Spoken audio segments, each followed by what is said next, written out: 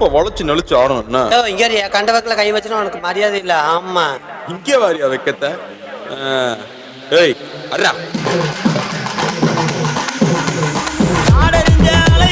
நீங்க எங்க ஜோடி உங்களை கட்டி கவா வச்சு கவா சொல்லி கொடுங்கடி.